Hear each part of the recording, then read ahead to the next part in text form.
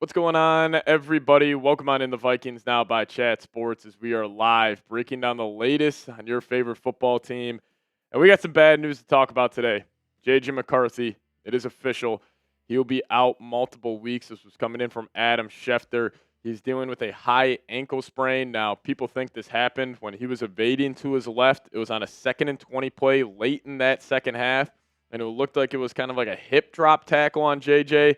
But they will be turning to Carson Wentz to be the starter next week against the Bengals. And honestly, if I had to put my money on it, we probably don't see J.J. McCarthy until week 7 against the Philadelphia Eagles. But we'll talk about all that on today's show. But if you guys are still a believer in the Minnesota Vikings, a lot going on with this football team, a ton of injuries, guys not playing well, guys not living up to their contracts. I went back and I watched offensive film earlier on today, and, normally they say, like when you have a really good game offensively or defensively, the film is not as good as you think it is. And they also say the opposite. When you have a really bad performance, it's not as bad as you think it is. I think that it's the opposite. It was a terrible performance for this Vikings offense yesterday. The film looked worse than it even was. TJ Hawkinson was absolutely horrible yesterday. For some reason, he was top 5 in PFF grades offensively for the Vikings. I don't know how that's possible. He had drops. He could not get open. He just looked slow. He could not do anything. So that was definitely not good. But we got a lot to discuss on today's show. We'll recap the game, and then we do have to look ahead for week 3. The Cincinnati Bengals come to town, and it's going to be Carson Wentz versus Jake Browning. It is so crazy how quickly the NFL world can, one, just humble you and how quickly it can change. Like 48 hours ago, we were talking about this football team still being a Super Bowl contender. We're thinking JJ is going to build off that strong fourth quarter, propel that into a solid game on Sunday Night Football. That did not happen. The offense looked horrible. Kevin O'Connell, terrible play calling game. The offensive line got their ass kicked up front. And now we are sitting here without JJ McCarthy. Still no word on if Christian Darrisaw is going to play. It's going to be Carson Wentz starting. Van Ginkel's hurt. Cashman's hurt. Aaron Jones is also ruled out for next week's game. So it just overall is not good around our favorite football team. But if you guys are still a believer, hit me with a skull down below or just let me know your thoughts. As Riley in the building saying, you have 4 downs in football in case the first 3 downs don't work. You don't have to use them. Geez. Josh saying Skule, the Vikings O-line needs some work. They definitely do. Hopefully once Christian Darrisaw gets back, that fixes that issue. Noah Carl saying Super Bowl contender might have been a stretch for the season, but for future seasons, yeah. I mean, it's tough to say right now. Obviously, this is the lowest part of the Vikings season by far, is our feeling right now on this overreaction Monday. But I thought it was I'm a little disappointed in myself, I must say, when I was heading into this Falcons game. And, one, just not giving the Falcons more credit than I did. And also just not knowing this Vikings team. Like, we know the Vikings.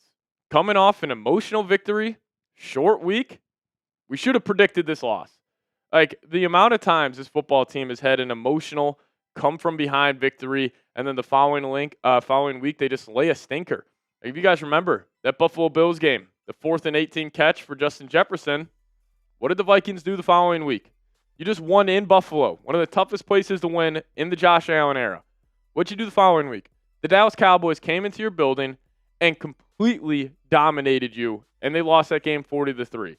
So I wish I did a better job of just kind of, understanding who this Vikings team is and understanding who, a Kevin O'Connell led team plays after an emotional win. But I'll ask you guys this on J.J. McCarthy. Obviously with the injuries and with him not playing too well for 7 of the 8 quarters, how concerned are you with J.J. McCarthy? Scale it for me 1 to 10 down below in the comments section, as we do got Bro Zama been swagging. Thanks for getting back to me with a shipping info as well. We'll get that football shipped out to you hopefully later on today. But Brozama coming in saying, watch Wentz ball out, and it turns out to be a complete repeat of last season. Yeah, you got a red-headed quarterback stepping in for J.J. McCarthy. Live arm, turnover-prone guy, but very similar to how we were talking about Darnold. So it is definitely on the table, Brozama. I can already see it, though.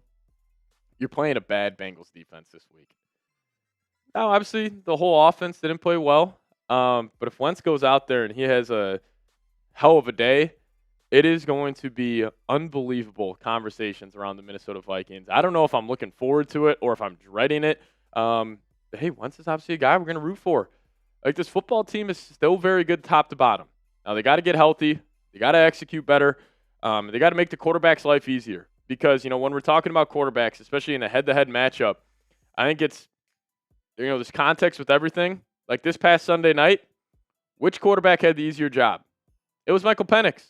He's not getting as pressured as much as JJ was. He had that run game with Bijan Robinson.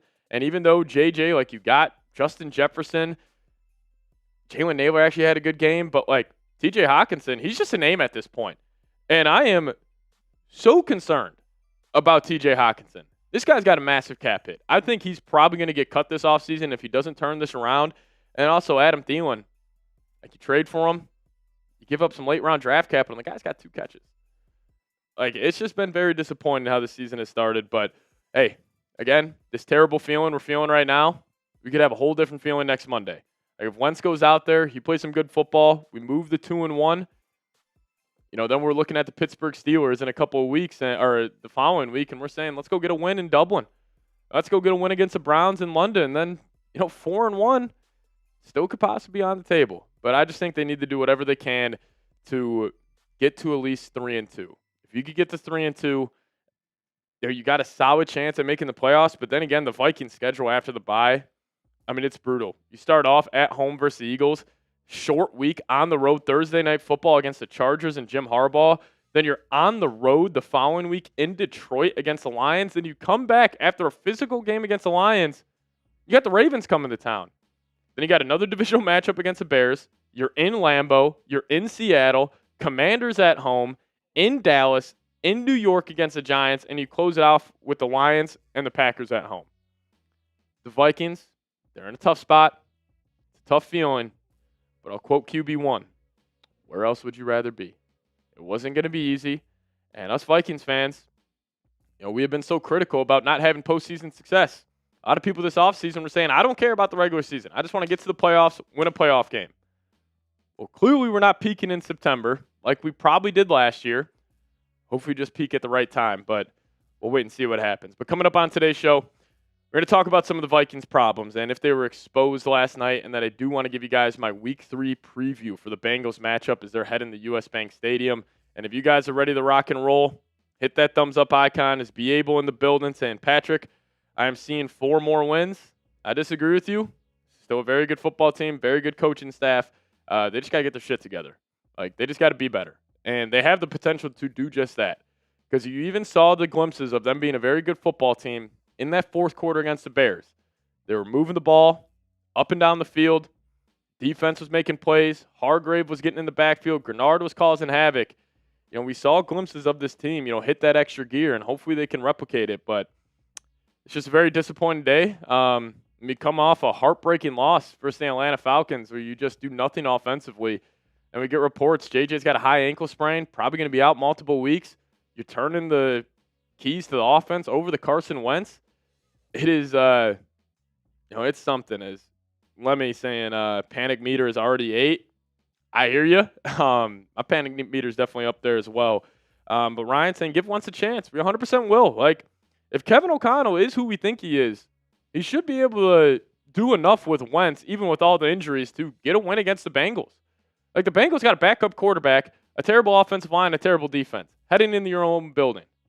They should do enough to get a win. But again, it all falls back on the head coach, falls on Brian Flores. Can they get the most out of their groups? And we'll wait and see how it plays out. But also the one thing, and then we'll dive into the first segment. This is so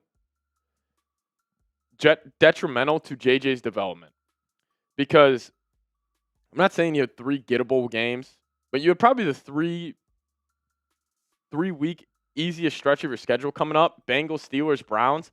This was a good chance for JJ to kind of get his legs under himself, to just get some high-quality reps. And if he misses these next 3 games, are you just going to toss him into the fire after the bye against the Eagles? Well, we just saw what the Eagles did yesterday to Patrick Mahomes. Obviously, they kicked his ass. It's just tough. Like, the Vikings, it is tough. Like, I woke up this morning, and I was still feeling optimistic about this team. I'm always going to take an optimistic view, and sometimes that's not the best way to think about it, but that's just how I think about this football team. And I was thinking still big picture, we're going to be all right. I still believe in the quarterback, JJ, but how it's like with this injury, him losing valuable time, like not only was I already concerned in the short term, but now it's also big picture, long term. I'm definitely concerned. I am definitely concerned, but we'll see. Once this team gets fully healthy, I mean, you were missing Blake Cashman, Van Ginkel, two of the key pieces defensively, and also you're without Christian Darrisaw. But we'll talk about it. Tristan D coming in saying, if we get a top 5 pick, is KOC and Kwesi fired? That's a hell of a question. I don't know if they would be fired after this one bad year, but let's just say JJ really, even when he comes back, like he looks awful. And he can't get anything done, and he just looks like a bona fide bust. Like we're all saying it. It's bad. And even like Dallas Turner doesn't work out, then I think Kwesi would go first. But they just extended both of them. So I don't think they would, do that. But it's definitely an interesting thought, Tristan. It's definitely starting to creep into the back of my mind. Like, what if this is like a disastrous season, like season from hell for the Minnesota Vikings, where it's like, what if the Vikings set a record this year? The biggest regression of all time. 14 wins to like 4 or 5 wins. Maybe that will be on the table. But man, this feeling I have right now, I've not felt this in a very long time. And maybe I'm just a little bit of a sicko, but I kind of like it. Like nobody is believing in this team. The house is caving in. And if you guys remember, before last season, when JJ tore his meniscus, Addison had that high ankle sprain in that joint practice against the Cleveland Browns. This was after what happened with Kyrie Jackson. This was after what happened with Mekhi Blackman. That feeling we had where it was like, oh, this season's a throwaway. This is a rebuilding year. And the Vikings team rallied. That's the one thing about Kevin O'Connell. Like when he is a hungry dog, he can spark a locker room. He can get this team to buy into whatever the hell he is pitching. And it's a terrible feeling right now. But you go get a win this Sunday, it can all change. It can all change. But we'll dive into the problems here in a second, then also Week 3 preview. And if you guys are ready to rock and roll, hit that thumbs up icon. Braden Beast coming in with a $5 super chat saying, I think KOC needs to change the playbook. I think the playbook was built for a pocket quarterback instead of a dual threat quarterback. Well, my biggest gripe with O'Connell has been just a short passing game. When I was going back and I was watching the film earlier today, especially in the first half, every route, it felt like, was 15 yards downfield. It's like these huge, deep crosses, which that's Jefferson's bread and butter. Those deep in routes, those deep crossers. He loves attacking that middle of the field, but it's also KO's got to understand. If your offensive line is getting their ass kicked, you got no running game, let's just get the ball out quick. Get JJ in rhythm. He's got no quick passing game. The one play I actually liked, it was on a 2nd and 7 situation in the second half. The Vikings just ran all hitches. And that's when he found Adam Thielen there. And that's wish KO had more of that. So, yeah, I agree with you, Braden Beast. He needs to upgrade this playbook or just have a different style of playbook for a different style of quarterback. Like last year, Kevin O'Connell's offense was perfect for a guy like Sam Darnold. A gunslinger. He's not afraid to push the ball down the field. Ended up working out. He had a career year. And that kind of same archetype of quarterback is the style quarterback that Carson Wentz is, so it does leave me some hope. But yeah, when McCarthy's back out there, get him some more quick looks. Like get that quick passing game going. Use Jefferson as maybe more of a possession wide receiver. And you also just got to get freaking Justin Jefferson the football more. But we'll talk all about that coming up. I got a lot of thoughts on KO and just his offensive philosophy and his game plan. If they're going back and just watching the film, it normally it's not as bad as you think it is, but after rewatching it, it is like very concerning what they did last night. And also, fun fact before we dive into it, the Vikings have had 10 3rd and 2 or less situations this season. That's the most in the NFL. The Vikings have picked up a first down on 4 of those. So they are 4 of 10 on 3rd down when it's 3rd and 2 or less. The season average across the NFL last season was 72%. So they are 32% behind the average of last year in those 3rd and 2 situations. And that was a problem with Kevin O'Connell last year. Him coming out in the gun, him just still trying to throw the ball because he just cannot, for some reason, he just does not have faith. And maybe it's a personnel thing. And maybe he just does not trust that interior of the offensive line to get a good enough push. But now he's got a good running back in Mason. Like, you toss big money up front. Like, his refusal to run the ball in those situations is incredibly concerning. And the fact that they're 4 of 10 in those situations is also very concerning. So we'll dive into today's show. If you guys are ready to rock and roll, hit that thumbs up icon. 133 people in the building. Let's even get 5 more likes. Then we'll dive on into it. Appreciate everybody for tuning in today. Definitely a dark day to be a Vikings fan, but we'll bounce back. It's all going to be okay. Sun came up this morning, and we're just in the thick of it right now. We are 100% in the thick of it. So we'll dive into this show. Appreciate everybody for tuning in. If you guys are ready to roll, hit me with a Skule down below in the live chat. Let's dive into it.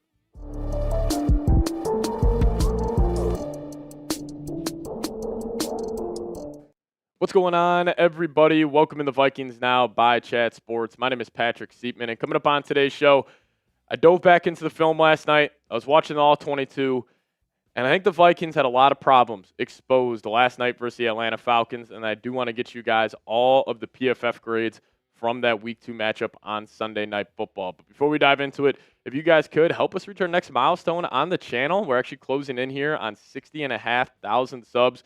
We just need 110 more subscribers. Obviously, with this J.J. McCarthy injury news, should be getting updates all throughout the week, even the weeks after. So if you guys want to stay on top of everything around your favorite football team, I'll be your go-to guy. Hit that subscribe button today. Just need 110 more of you guys to hit that sub button. All right, we got to talk about the offensive line. The offensive line was pitiful yesterday. It was an embarrassing performance for all 5 guys. The offensive line is a unit. Like, they're connected at the hip. Like, you can obviously highlight 1 or 2 guys that played bad, but across the board, they were terrible. And the PFF grades show that. Justin Skule, filling in for Christian Darrisaw. He was terrible Week 1 versus the Bears. He was bad again last night. 49.7 overall grade. Donovan Jackson, fantastic against the Bears. Huge regression last night for him.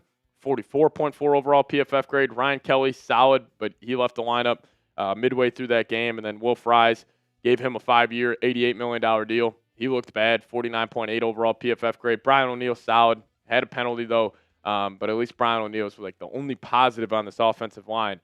And the guys that filled in, Walter Rouse filled in for Justin Skule. Excuse me. Even when he filled in, he wasn't good. 53.3 overall grade. Michael Juergens filled in for Ryan Kelly. He was bad as well. 57.0. So even the backups didn't play well. Nobody on the offensive line played well besides maybe Brian O'Neill. But even then, he had a down game for his standard. And just nobody was able to get any push up front. And I can't wait for this guy to come back. Christian Darrisaw.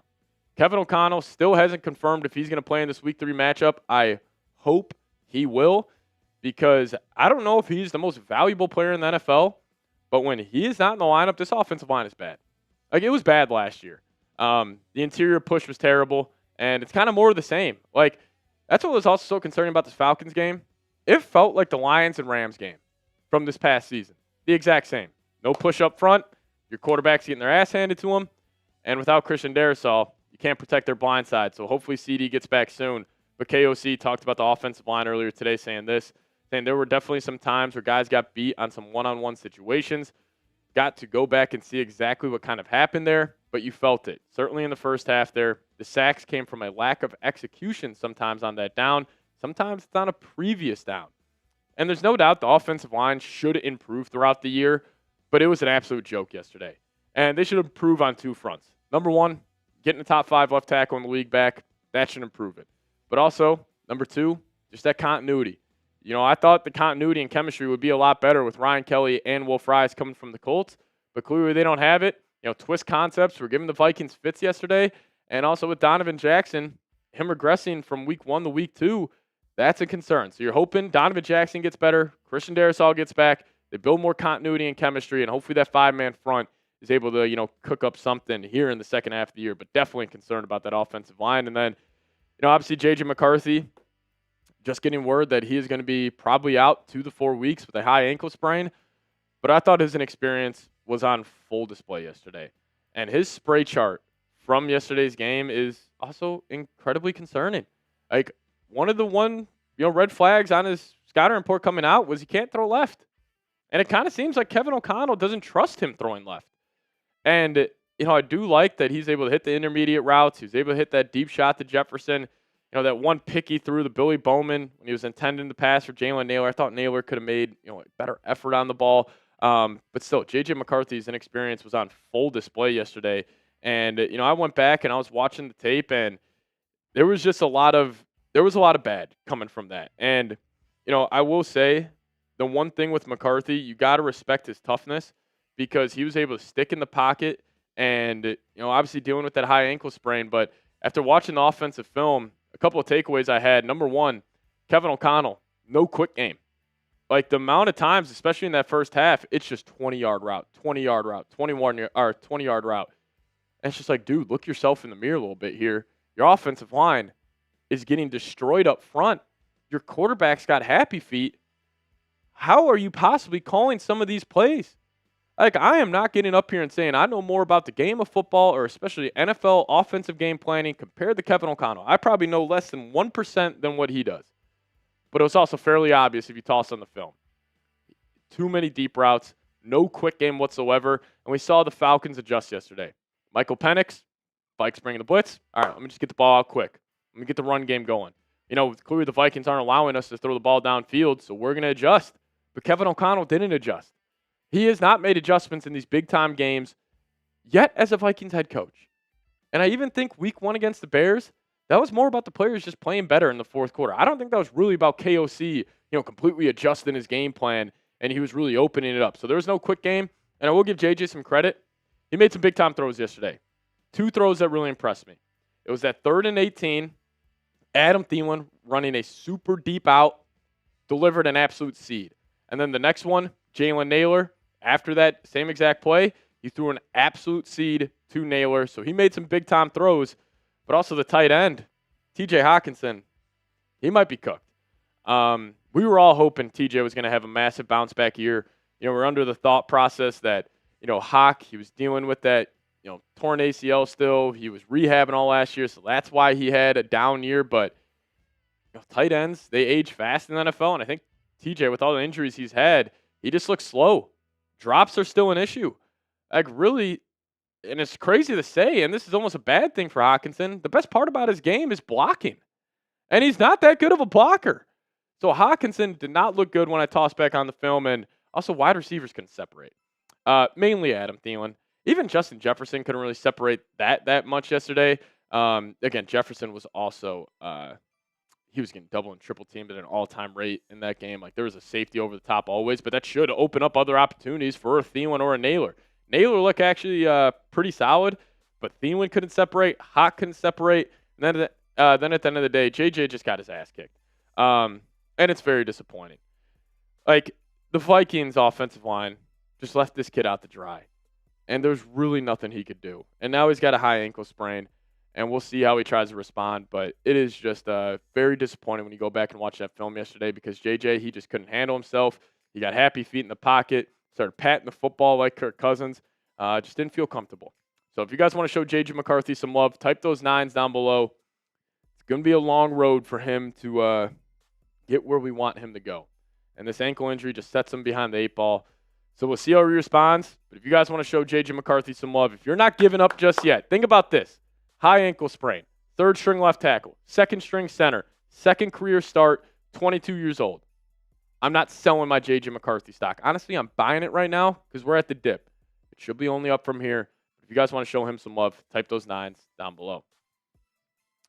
Now we'll get to more problems that were revealed for this Vikings team here in a second. But today's episode is brought to you by PrizePicks, and you and I make decisions every day. But on PrizePicks, being right can get you paid. Don't miss any of the excitement this season on PrizePicks, where it's good to be right.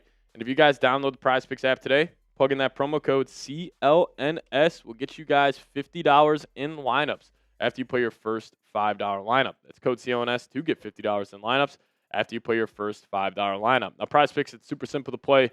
All you got to do is pick more or less on 2 to 6 player stat projections. And if you get your picks right, you could cash in. PrizePicks is also the best way to get action on sports in more than 40-plus states. including California, Texas, and Georgia. PrizePicks puts their users first, so all withdrawals are fast, safe, and secure.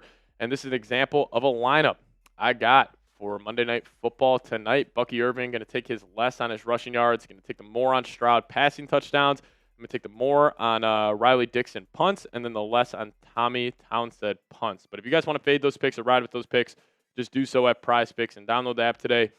Plug in that promo code CONS, get $50 in lineups after you play your first $5 lineup. That's code CONS to get $50 in lineups after you play your first $5 lineup. But shout out to PrizePicks for sponsoring today's show.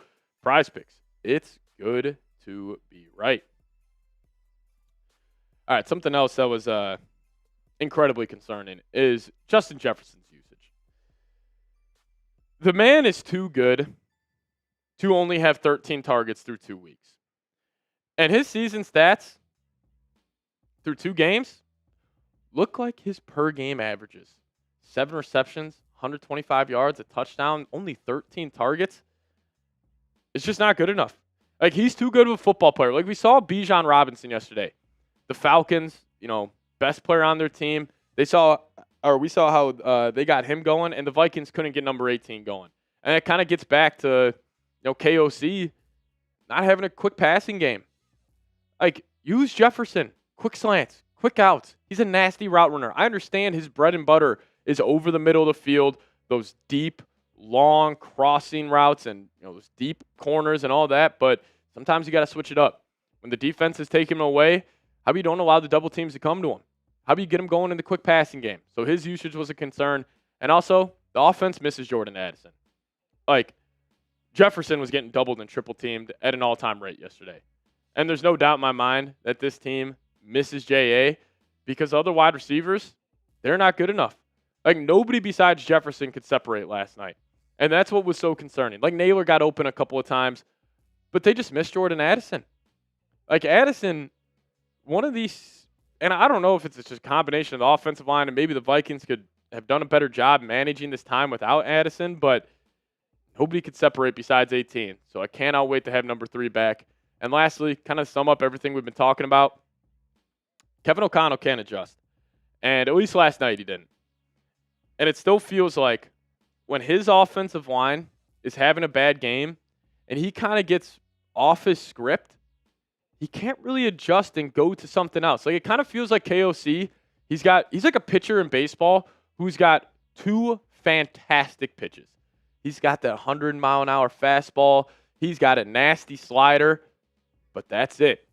If you can clamp down on the fastball, you can clamp down on the slider. There's really not much left to be desired in that offense. And where is it, Kevin O'Connell? You talked about the short passing game.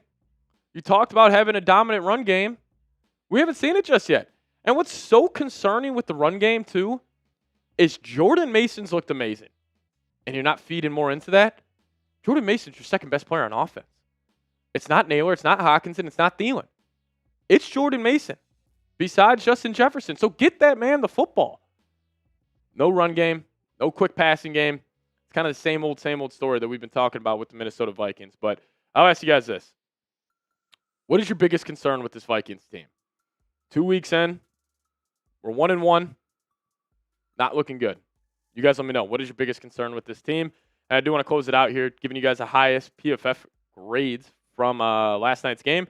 Shout out to Theo Jackson, actually the highest graded Viking overall. And actually, funny enough, I don't know if this is more of a Brian Flores stat that all 3 safeties are the top 3 highest graded defenders, but Jay Ward, Josh I actually thought Metellus had a hell of a game.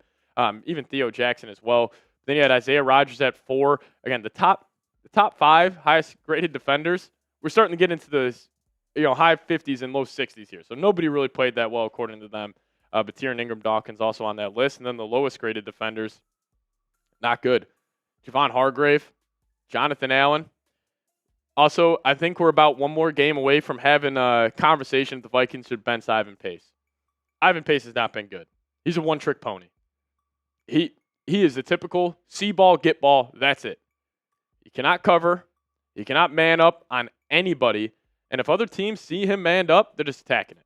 So Ivan Pace hasn't been good. Gennard had a low grade. I don't really understand that. And same with Dwight McGlothern as well. But offensively, Brian O'Neill, highest graded offensive player. Jordan Mason up there. TJ Hockenson, somehow up there. I don't know how that is possible. I guess just the run blocking department got his PFF grade up to 70.6, but Adam Thielen up there as well. And a tough day for Donovan Jackson, 44.4 overall grade. McCarthy obviously didn't play well, 49.4. Justin Skule was terrible, 49.3. Will Fry's bad as well, 49.8.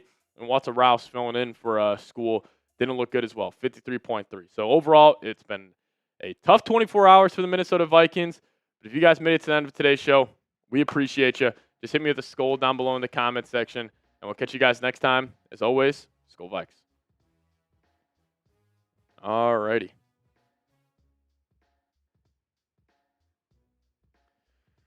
We got some super chats rolling in there. Roger Bong, what's going on, man? You guys are going at each other in the chat right now. JJ McCarthy's a polarizing player. Everybody's got a take around him. We'll see what happens, man. We'll see what happens. Tristan, what's going on? Quasi and KOC put all their chips on J.J. McCarthy, Sam Darnold, Aaron Rodgers, and Jones all look good. J.J. sucks this year. They should be fired. Listen, that's a good argument. Like if Sam Darnold and Rodgers, let's just say they both make the playoffs, and Daniel Jones, for example, the three quarterbacks you could have brought in, they all make it, and J.J. doesn't with this team, yeah. I don't know about getting fired, but you could at least hear me out on an argument. It's not like if you said that to me, if the Vikings go 5-12 this year and the offense looks bad the entire year, a lot of these draft picks don't end up working out. If you tell me I think KOC and Quasi should get fired, it's not like I'm going to look at you side-eyed. I would disagree with you. I think they for sure should get this next season. And again, guys, this is the microwave society we live in. The Vikings have lost to 3 football teams in the last 2 seasons. And we lose an embarrassing game on Sunday night. Already talking about firing the head coach, firing the GM.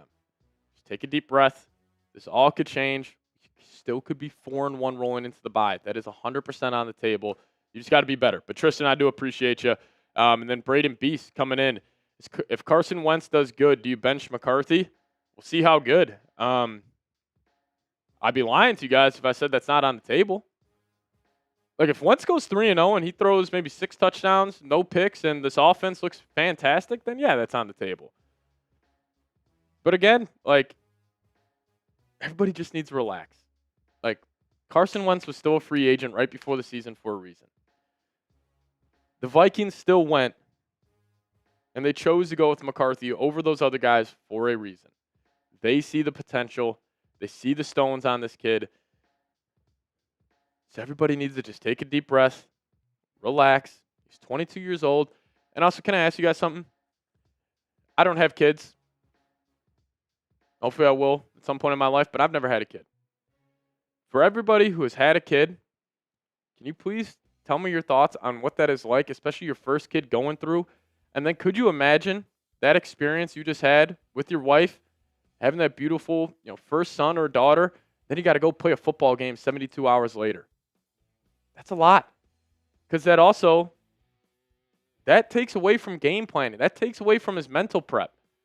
Not only just missing that practice and getting those physical reps out there, that also takes away from his film study. He's probably not sleeping a lot. It was just a lot on his plate. And, McCarthy's got a long way to go. But he's also 22. He had a lot on his plate this past week. Short week. Had a kid. First kid ever. 22 years old. Third string left tackle, second string center, Sir Funda. Yeah, poor guy had a kid. I'm not saying it's a poor guy situation. I'm just saying that takes away from his prep before the week. And I think you're crazy if you disagree with that. There's no doubt in my mind that JJ was not able to do as much as he wanted to this upcoming week or this past week because him becoming a father. Everybody's freaking out. Everybody's freaking out. What's the excuse for quarters 1 through 3? That's his first football game in over 600 days. That's tough. It's just a tough spot, man. There's a lot of pressure on him. 2 primetime games as well. That's why I was hoping. He was going to get this Bengals game to kind of get his feet back under him, and hopefully he kind of got in a rhythm, but he's got to rehab that ankle. We'll see what happens. I saw a funny tweet. It was, what if J.J. McCarthy is Trey Lance and Max Brosmer is Brock Purdy? Thoughts on that? Oh, me too, Lego Foa. I'm so happy we're out of prime time. That noon start is going to be glorious. I cannot wait. Because I thought they were going to be a contender at the end of the season. Because you Vikings fans, you keep criticizing Kevin O'Connell for not winning playoff games. You guys tell me, who cares about the regular season? Who cares if you win 14, 13 games? Just get to the playoffs and win a playoff game. That's all. That's what you guys have been telling me. So then why are we freaking out in September? It is September 15th, and we're acting like the season's over. Just everybody needs to be patient. That's all I'll say. But I do want to hop into this Bengals preview here. If you guys are ready to rock and roll, we'll dive into it. Yeah, Roger, R-E-L-A-X, relax. I should play that Aaron Rodgers clip for you guys. You said what? No, Rodgers. They all call it excuses. I just kind of call it reality of the situation. I'm not saying J.J. McCarthy is blameless here. I don't think his head coach had a good game. Offensive line got killed, and it just wasn't good. Wasn't good enough. So we'll see. But let's dive into this preview here.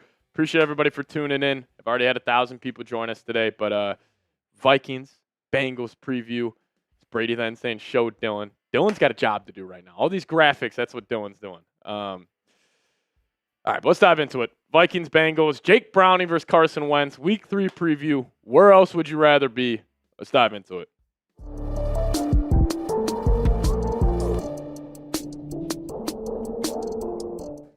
What's going on, everybody? Welcome in the Vikings Now by Chat Sports as we are here to preview this Week 3 matchup.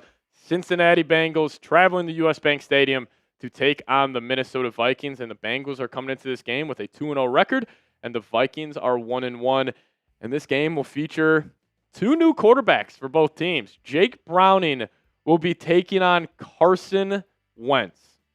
What a time to be alive. But some topics we'll be discussing. Obviously, the major injury news around both teams' starting quarterbacks, Joe Burrow, J.J. McCarthy.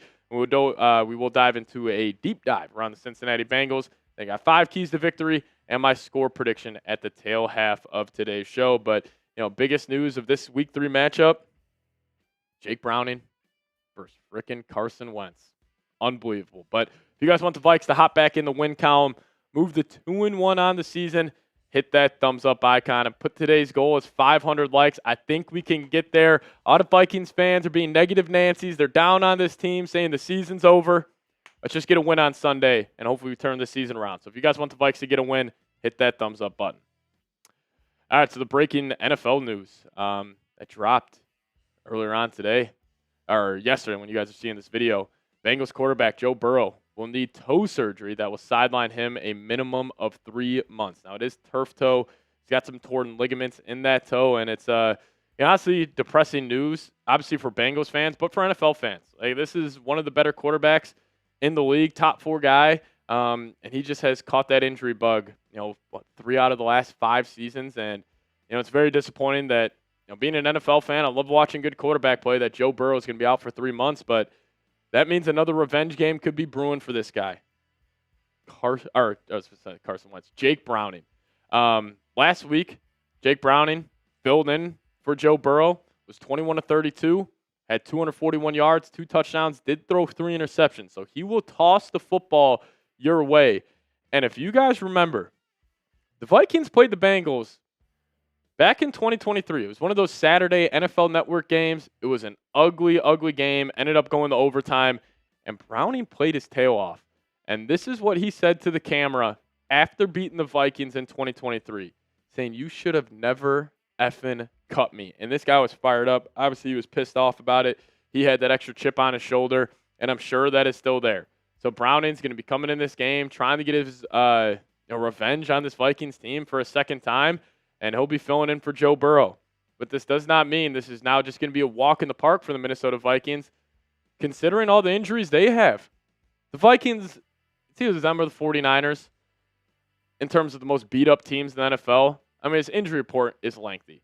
Christian Darrisaw, TBD if he'll go. Harrison Smith, who knows when he'll be back. You're assuming he'll get a CUDA, Andrew Van Ginkel back, Justin Skule probably won't go. Ryan Kelly, I'm guessing he doesn't go in this game, considering his histories with concussions in the past. It's got Aaron Jones. He has already been ruled out for this game. Blake Cashman's out. CJ Ham out. And Ty Chandler all out.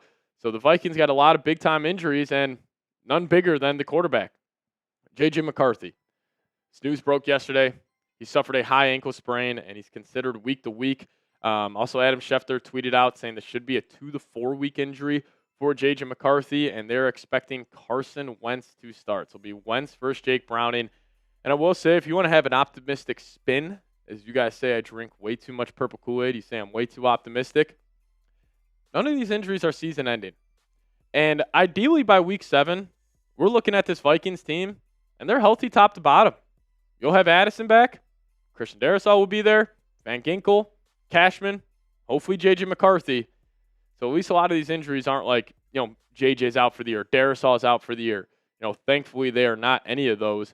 But they should be at full strength by week 7. Hopefully they get there. So that's some good news there. But I do want to dive into the Bengals here, talk about what they've done to start this season. They had a lot of noise around them in terms of them starting off fast, and they did just that. They won their first 2 games. Their first week 1 game against the Cleveland Browns, AFC North rival in Cleveland. It was an ugly game. They kind of got lucky to win this. The Browns kicker missed some late clutch kicks, but they still came out on top 17-16. And Jake Browning last week, down 27-24, had a game-winning drive, put the ball in the end zone with about 16 seconds left. So clearly, even though they're without Joe Burrow, they're at least trending in the right direction. But let's dive into their, some of their NFL ranks here. Yards per game, they're actually 30th right now. Again, small sample size. It's only 2 games, so I don't like to put too much into this. I still think they're very good, offense overall, but at least just a passing offense. Because rushing the ball this year with Chase Brown and that shaky offensive line, they have not been able to do that. 47 rushing yards per game. So the Vikings should be able to sell out, force Jake Browning to beat you. You got the home crowd. You still got Flores in his scheme. So I can't really see a world where Jake Browning's coming into this building and lighting them up. And then defensively, the numbers look better. But again, this is also 1 game against the Cleveland Browns. And this is how they rank. 24th in yards per game, 26th in passing yards, 10th in rushing yards per game, 16th in points, and 29th on third down percentage. So clearly the defense is still very gettable. They got 1 guy in Trey Hendrickson. I'll tell you what, he'll be lining up right over Walter Rouse, Justin Skule if they're going. So that's why you got to hope that Christian Darrisaw is back in this one. But their coaching staff, they switched it up this offseason. They got a new defensive coordinator. He was with Notre Dame when they made the national championship. Al Golden, the DC now. Pretty intelligent guy. Got a lot of respect from him across the NFL circles. So he is a highly regarded DC. You also got Dan Pitcher as their offensive coordinator, and then Zach Taylor. Is it just a Joe Burrow merchant? Probably, but he's still the head coach, won a lot of big-time games, made a Super Bowl, so at least they have a good coaching staff, at least in my opinion, but we'll see what happens. But I'll dive into my keys to victory here in a second and give you guys my score prediction, but you guys predict the score first. Vikings, Bengals, what do you got? How are you guys feeling about this one? I know it's all doom and gloom in Vikings world right now, and fans are acting like everything just went to hell over the last 48 hours. You guys predict the score for me. Vikings, Bengals, Week 3, U.S. Bank Stadium. Get to the keys to victories here in a second, but before we do so, today's episode is brought to you by PrizePicks. And you and I make decisions every day, but on PrizePicks, being right can get you paid. So don't miss any of the excitement this season on PrizePicks, where it's good to be right. And if you guys download the PrizePicks app, use promo code CLNS, we'll hook you guys up with $50 in lineups after you play your first $5 lineup. And PrizePicks, super simple. All you got to do is pick more or less on 2 to 6 player stat projections. And if you get your picks right, you could cash in. PrizePicks is also the best way to get action on sports in more than 40-plus states, including California, Texas, and Georgia. And PrizePicks puts their users first, so all withdrawals are fast, safe, and secure.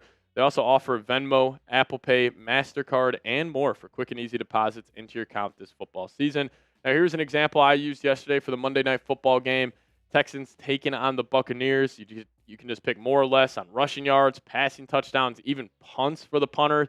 So they got a ton of different options. So make sure you guys get in the app, have some fun, and try to put some cash in your back pocket. So download the app today. Plug in promo code CLNS. Get $50 in lineups after you play your first $5 lineup. That's code CLNS to get $50 in lineups after you play your first $5 lineup. Shout out to PrizePicks, though, for sponsoring today's edition of Vikings Now. PrizePicks, it's good to be right. All right, so if the Vikings want to beat the Bengals, it's got to start up front, and it's got to start with the defense. Because even though the offense has struggled, I thought the defense has been pretty damn good. You still got an elite front four. Hopefully you got Van Ginkel back. You still will be without Blake Cashman. Maybe you get Harrison Smith back. But the defense needs to dominate. Like the Bengals, if they score 3 touchdowns, you're probably going to lose this game. So you got to hold them under 20. And Flores should be telling KOC, get to 20-plus points, and we should win this game. And number 2, how do you help get there? Jordan Mason. Jordan Mason. This guy is probably the second best player on offense. Without Christian Darrisaw, TJ Hawkinson's cooked. Still no Jordan Addison. This is your second best weapon. And you haven't been able to run the ball under Kevin O'Connell for the last 3 seasons. We finally have a good running back. There's really no excuse personnel-wise, in my opinion, to not have a good run game. And that starts with Jordan Mason. Aaron Jones won't be playing here, so he should be getting 20 to 25 carries. If you play fantasy football, please, oh please, start him this week. But number 3, let Wentz cook. I think. Let Wentz cook. You just let this guy uncork it. You know, obviously Kevin O'Connell, he likes those big arm quarterbacks that like to push the ball down the field, likes to take a lot of chances. That is the archetype that Carson Wentz is at the quarterback position. So maybe KOC will kind of hop in his Sam Darnold bag. I don't know if it's just a red hair with Wentz, but maybe you let him cook up a little bit. And listen, would I be shocked if we leave this game and it's like, oh, snap, Carson Wentz had 250 and 3. Kevin O'Connell did it again. No, it would not. Tough to say that right now, considering how we feel about the head coach and the poor performance he put out there this past Sunday night. But what if Carson Wentz has a little Sam Darnold, a little Daniel Jones in him? You can just step in for a game or two, give this offense a spark. Hopefully you can go out there and execute. And number 4, you got to get 18 going. You know this game is going to be personal for Justin Jefferson. He's lining up across the field. Not exactly, but he's got his best friend, Joe Burrow, and Jamar Chase across the field. Obviously, Burrow not playing, but you know he's going to want to try to, outplay Chase. He's going to want to get it done. So you're going to have to get him going. And if they're doubling and triple teaming him, okay, then you got to let the other guys get going as well. Hawk's going to have a bounce-back game. Thielen's going to have to do something. Maybe they get Jalen Naylor going. But you have to get number 18 going first. Get the quick passing game going. Not everything has to be 20 yards down the field. You can have him run 5-yard out, 5-yard ins, just some way to manufacture some offense his direction. And lastly, win the turnover battle. Kevin O'Connell's got the highest winning percentage in NFL history when his team wins the turnover battle. That's a great stat for a head coach. And especially when you have a backup quarterback in there now with Carson Wentz, that's even more important. So this game for the Vikings, it's going to have to be a little ball control. It's going to have to be leaning into the run. I feel like this is going to be a very vanilla game plan for the Vikings, but that might be the best way to find success. Got to win the turnover battle. Defense has to dominate. You got to run the football. If you do those 3 things, then these 2 other things can get going. Then you can let Wentz cook. You can get Justin Jefferson going. But then my score prediction, I got the Vikings winning this one. I got them bouncing back. I'm going to go Vikings 24, Bengals 20. Am I feeling great about this? Absolutely not. But you're at home. You're playing a Bengals team that's really not that good with a backup quarterback. They lost their best player. You still should win this football game. J.J. McCarthy or not, injuries or not. You got to protect the bank. Go get a win. Move to 2-1. Then we'll go across the pond and handle business against Aaron Rodgers and the Cleveland Browns. But let me ask you guys this. What is your confidence level in the Vikings beating the Bengals? How are you feeling? Scale it for me 1 to 10 down below in the comment section. You guys let me know your thoughts. And we'll get on out of here. Appreciate everybody for watching. As always, Skule Vikes. Alrighty. You guys are a hostile environment today in the live chat, going at each other. Oh, listen, we're going to get on out of here. Just wanted to chop it up with you guys, talk about McCarthy. Disappointing day. But listen, appreciate everybody for watching today's live stream. You got another video coming out later today, so keep your eyes peeled for that. And we'll see you guys next time. As always, Skule Vikes.